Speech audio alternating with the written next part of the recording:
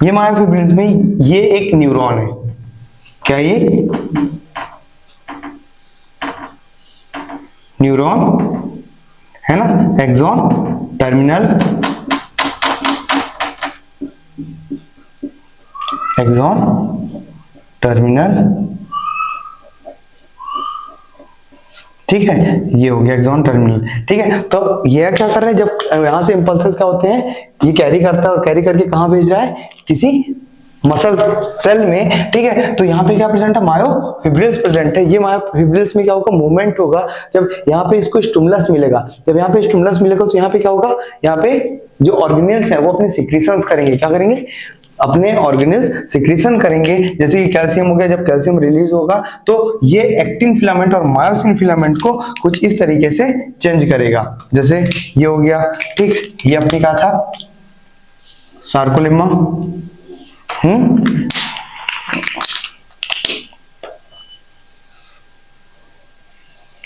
Z line,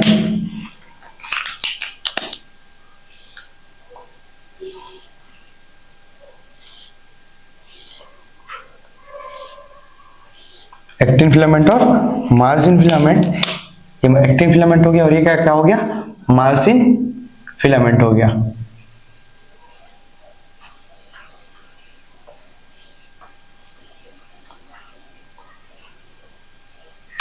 है ना, तो इन दोनों में अगर चेंजेस देखो तो पहले ये फिलामेंट्स कैसे थे, काफी दूर थे। इनमें क्या, जब तक स्टिमुलस नहीं था तो इन फिलामेंट्स में ये फिलामेंट्स कैसे थे, काफी दूर थे, जो कि अपन एक्टिन फिलामेंट और मायोसिन फिलामेंट को क्या बोलते हैं, कॉन्ट्रैक्टाइल फिलामेंट्स के नाम से भी जानते हैं। तो ये पहले कैसे थे, काफी दूर दूर थे, पर ये जब स्टिमुलस इसको मिला, किसको, मायोफिब्रिल्स को, और यहाँ पे ऑर्गेनेल्स में क्या हुआ, चेंजेस हुए, इन्होंने अपने सिक्रीशंस किए, तो अब इनके मूवमेंट में जो यहाँ का सिक्रीशंस हुआ सेल के बीच का, इसके मूवमेंट से ये जो फिलामेंट्स है, क्योंकि ये फिलामेंट्स भी किसके बने हुए हैं, ये फिलामेंट्स प्रोटीन्स के बने होते हैं। जैसे ट्रोपोनिन प्रोटीन हो गया, मायोग्लोबिन प्रोटीन हो गया, ये प्रोटीन्स के बने होते हैं। जब इन प्रोटीन्स में क्या होता है, चेंजेस होता है, तो ये जो सेल्स है, ये जो फिलामेंट्स है, ये आपस में एक दूसरे को काफी ओवरलैप करते हैं। जब ये आपस में एक दूसरे को काफी ओवरलैप करेंगे तो मसल में क्या होगा, कॉन्ट्रैक्शन होगा। क्यों कॉन्ट्रैक्शन हो रहा है, क्योंकि ये जो कॉन्ट्रैक्टाइल नाम से अपन समझ रहे हैं कॉन्ट्रैक्शन, तो ये कॉन्ट्रैक्शन की प्रॉपर्टी, जब ये पास पास होंगे तो मसल में कॉन्ट्रैक्शन होगा और मसल क्या होंगी, स्टिफ होंगी। ठीक है, तो ये जो मसल में कॉन्ट्रैक्शन हो रहा है, ये कौन करवा रहा है, अपने ये जो अपने एक्टिन फिलामेंट और मायोसिन फिलामेंट है, ये रिस्पॉन्सिबल होते हैं किसके लिए, मसल में कॉन्ट्रैक्शन और रिलैक्सेशन के लिए। इसमें कुछ तरीके से कॉन्ट्रैक्शन और रिलैक्सेशन होता है। ठीक है, जो कि बनी बात है, बॉडी में बहुत सारी चीजों के लिए रिस्पॉन्सिबल होता है। जैसे जो लोअर लिम्स की ब्लड सप्लाई है ना, उसको एब्डोमिनल कैविटी, उसको वेनस रीजन में भेजने के लिए मस्कुलर कॉन्ट्रैक्शन रिस्पॉन्सिबल है। देन जो अपने बॉडी में अपन ने आर्टरी पढ़ी थी, आर्टरी में क्या होता है, आर्टरी में जो उसकी बीच की लेयर है, ट्यूनिका मीडिया, उसमें क्या बहुत ज्यादा मात्रा में कौन सी मसल प्रेजेंट होती है, स्मूथ मसल प्रेजेंट होती है। तो उसमें क्या उनका स्पेशल फीचर क्या था, जैसा कि अपन ने पहले देखा था कि इनमें क्या किसका फीचर है, कॉन्ट्रैक्शन और रिलैक्सेशन क्या फीचर। तो मसल में कॉन्ट्रैक्शन और रिलैक्सेशन करवाती है, जिससे क्या होता है, मसल में एक मूवमेंट होता है और वो किसी भी चीज को आगे करने के लिए रिस्पॉन्सिबल होती है, मूवमेंट के लिए रिस्पॉन्सिबल होती है। जैसे कि अगर ये एक सेल है, ठीक है, अब न्यूरॉन कैसे रिस्पॉन्सिबल है, ये तो स्टिमुलस ला रहा है जिसकी वजह से मूवमेंट हो रहा है। अगर वही स्टिमुलस यहाँ से इसको ना मिले, ठीक है, ब्रेक हो जाए या तो कोई इंजरी हो जाए, न्यूरॉन इंजरी हो जाए, न्यूरल इंजरी हो जाए, जिसकी वजह से इंपल्सेस वो कैरी कर रहा है पर इंपल्सेस ट्रांसफर नहीं कर रहा है। जब इंपल्सेस ट्रांसफर नहीं हो रहे तो क्या मसल्स को इंपल्सेस मिलेंगे, इस दौरान मसल को इंपल्सेस नहीं मिलेंगे। जब मसल को इंपल्सेस नहीं मिल रहे तो क्या होगा, यहाँ पे अपने को, अब इनमें जब मसल में कोई भी इंपल्सेस यहाँ नहीं मिल रहा है, कोई मूवमेंट नहीं होगा, तो जो कॉन्ट्रैक्टाइल फिलामेंट्स थे ये आपस में पास होंगे क्या, नहीं होंगे। जब ये दूर दूर ही रहेंगे तो मसल में कॉन्ट्रैक्शन हो गया क्या, नहीं होगा। ये केस अपने को जनरली किस केस में देखने मिलता है, पैरालिसिस के केस में। पैरालिसिस के केस में अपने को ये चीज देखने मिलती है। पैरालिसिस में क्या होता है कि अगर न्यूरल इंजरी हुई है, मतलब स्टिमुलस मिल नहीं रहा है, जब स्टिमुलस नहीं मिल रहा जिसकी वजह से मूवमेंट नहीं हो रहा, तो जो कॉन्ट्रैक्टाइल फिलामेंट्स हैं वो आपस में पास नहीं आ पा रहे, कॉन्ट्रैक्शन नहीं हो पा रहा है, जिसकी वजह से क्या हो रहा है, ये हमने को पैरालिसिस देखने मिलता है। क्योंकि पैरालिसिस में देखा होगा कि जो पेशेंट होता है वो कभी भी चल नहीं पाता है, चलने में तकलीफ होती है, उसको मूवमेंट करने के लिए रिस्पॉन्सिबल नहीं होता है। ठीक है, जैसा कि अपन ने देखा। देन अब अपन बात करें तो इसके काम क्या क्या, जैसे मसल टिश्यू जो है वो किसके लिए रिस्पॉन्सिबल होता है, कॉन्ट्रैक्ट और रिलैक्स करते हैं, मूवमेंट के लिए रिस्पॉन्सिबल होता है ताकि अपन एक जगह से दूसरे जगह जा सके, ब्लड सप्लाई के लिए रिस्पॉन्सिबल होता है कैसे, क्योंकि ये बॉडी से ऑक्सीजन को भेजने का काम करता है, साथ में वेस्ट प्रोडक्ट भी बाहर करने का काम करता है। ठीक है, अब अपन बात करेंगे क्या, टाइप्स ऑफ मसल टिश्यू। जो मसल टिश्यू होती हैं वो कितने टाइप्स के होते हैं। जनरली मसल टिश्यू कितने प्रकार के अपने देखते हैं, कितने के जानते हैं, 3। कौन कौन से, एक स्केलेटल मसल, दूसरा स्मूथ मसल और कार्डियक मसल। ठीक है, तो अगर अपन टाइप की बात करें, टाइप्स ऑफ मसल टिश्यू, ठीक है, तो ये कितने टाइप का अपने को देखने मिलेगा, 3। कौन कौन सा, स्केलेटल मसल, दूसरा स्मूथ मसल और कार्डियक मसल। ठीक है, अगर अपन स्केलेटन मसल की बात करें, किसकी, स्केलेटन मसल की बात करें, तो स्केलेटन मसल का स्ट्रक्चर ये स्ट्रिप्स में प्रेजेंट होते हैं। किसमें प्रेजेंट होते हैं, स्ट्रिप्स, मतलब एक के ऊपर एक के ऊपर एक ये प्रेजेंट होते हैं कुछ इस तरीके से। जैसे ये हो गई क्या अपनी स्केलेटन मसल,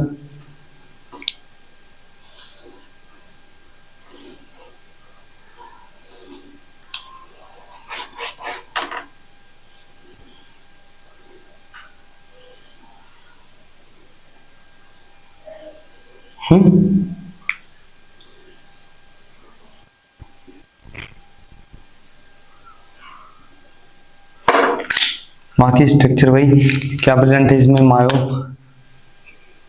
ये क्या हो गए, मायो फिब्रिल्स,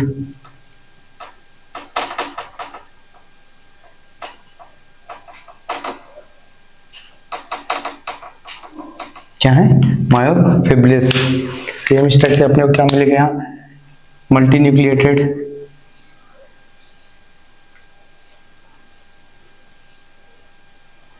कैसा है ये, मल्टी न्यूक्लिएटेड। साथ में अपने को और क्या मिल रहे थे, डार्क बैंड और लाइट बैंड।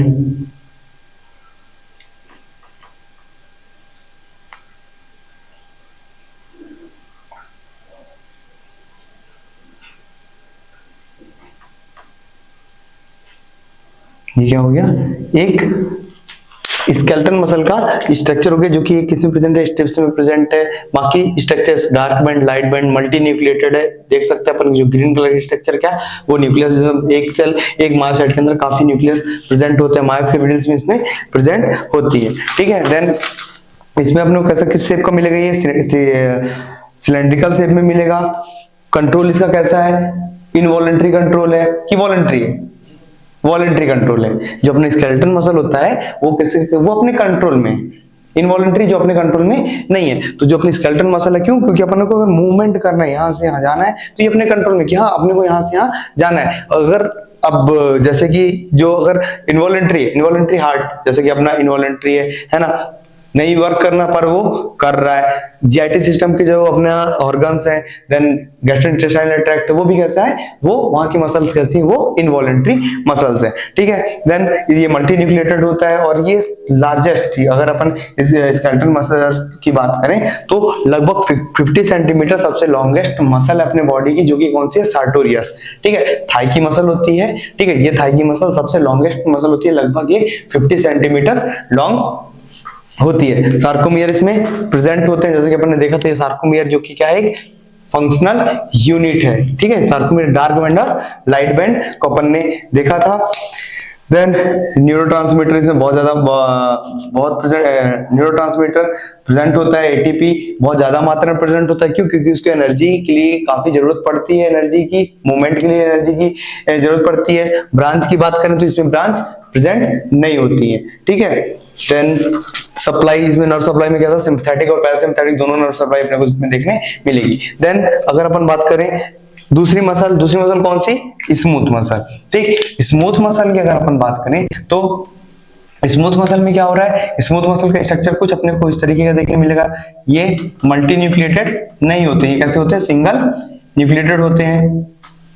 मतलब इनका न्यूक्लियस कैसा होता है, सिंगल होता है। ये स्ट्रिप्स में प्रेजेंट होते हैं क्या, नहीं, ये स्ट्रिप्स में प्रेजेंट भी नहीं होते हैं।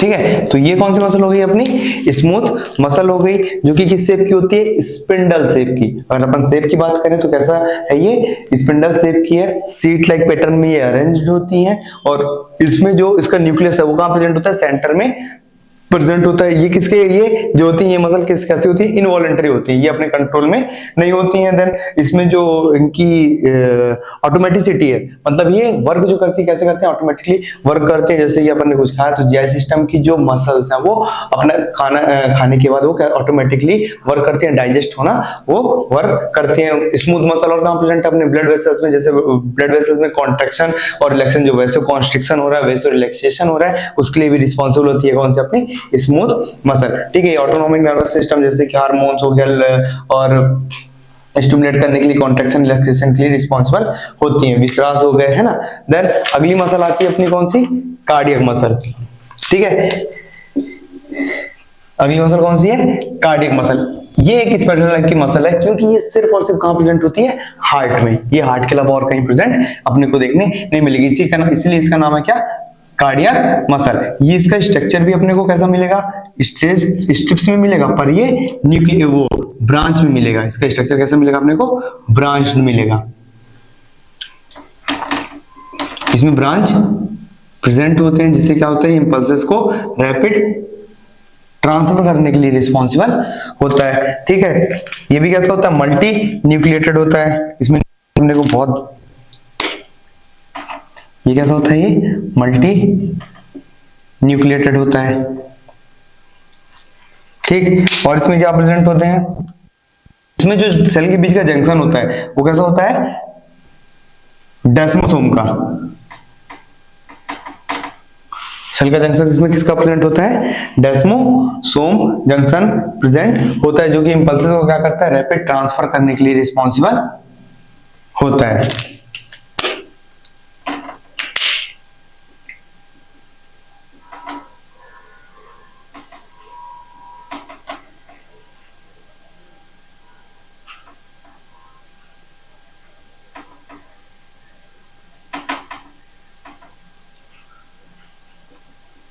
ठीक है। ये हो गया गैप जंक्शन।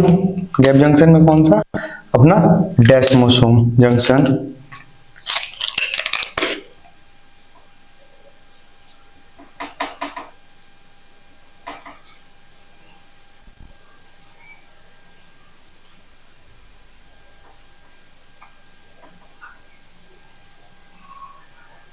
जो कि क्या करते हैं, इंपल्सेस को रैपिड ट्रांसफर करने के लिए रिस्पॉन्सिबल होता है।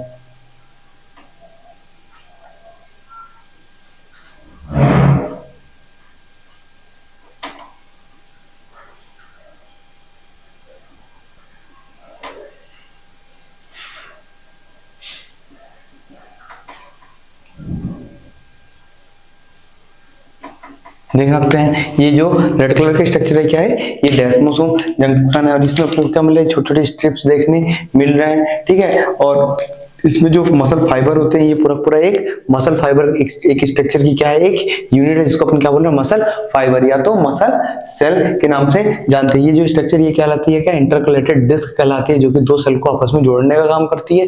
और ये जो रेड कलर का स्ट्रक्चर है ये क्या कहलाता है, डेस्मोसोम जंक्शन है, जो कि डेस्मोसोम जंक्शन एक सेल टू सेल जंक्शन है। कैसा जंक्शन है, सेल टू सेल। और एक जंक्शन और होता है हेमिडेस्मोसोम, जो कि extracellular matrix to cell connect होता है। पर ये डेस्मोसोम है जो कि अपने को सेल टू सेल कनेक्ट करने का काम करता है, और ये इंपल्सेस को रैपिड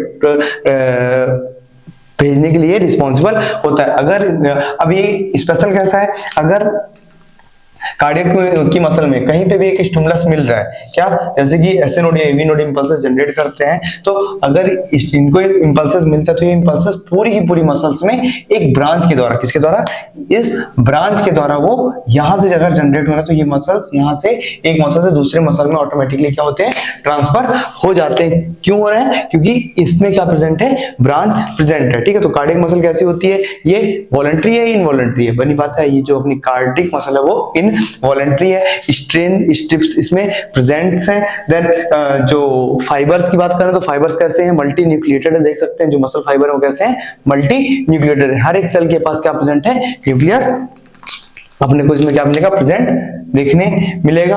और ये जो कॉन्ट्रैक्शन और रिलैक्सेशन की पावर इसमें काफी अच्छे से होती है। क्या करते हैं, हार्ट में contraction, relaxation and rhythmic wave बनाने में रिस्पॉन्सिबल होते हैं। ठीक है, किसकी मदद से इंटरकलेटेड, जिसकी मदद से ये इसके लिए रिस्पॉन्सिबल होता है अपना ऑटोनॉमिक नर्वस सिस्टम। ठीक है।